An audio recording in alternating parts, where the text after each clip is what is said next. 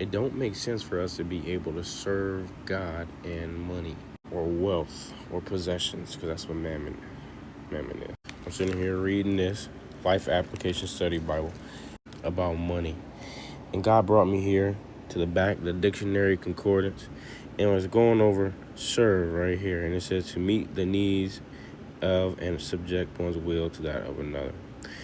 And I read the first couple down to Matthew 20:28, and God revealed something to me, a few things. And the story about Jacob serving 7 years for Rachel. Jacob was patient enough to serve 7 more years because Rachel's family, her father, tricked him into believing that serving 7 years was only for who he could get. But this is the thing.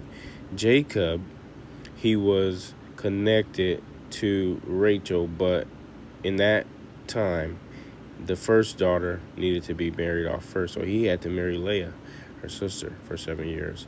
And then he had to work 7 more years for Rachel because he didn't have any money to give to the family to support the loss of the daughter. So he worked. And so what I learned for service there is that you must be patient. Now let's go down to Matthew. In Matthew 20:20, it says, the Son of Man did not come to be served, but to serve and to give his life a ransom for many. There's two parts. To meet the needs of, and then the second part is subject one's will to that of another. In this case here, Jesus is talking about subjecting his will to that of another. Matthew 2 verse 28.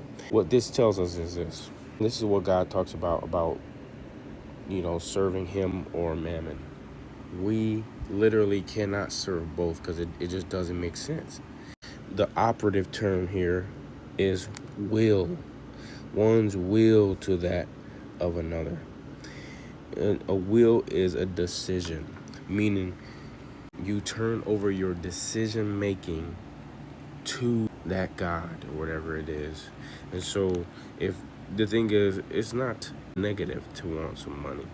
You just can't be serving that money. You can't be allowing the money to make the decisions for you.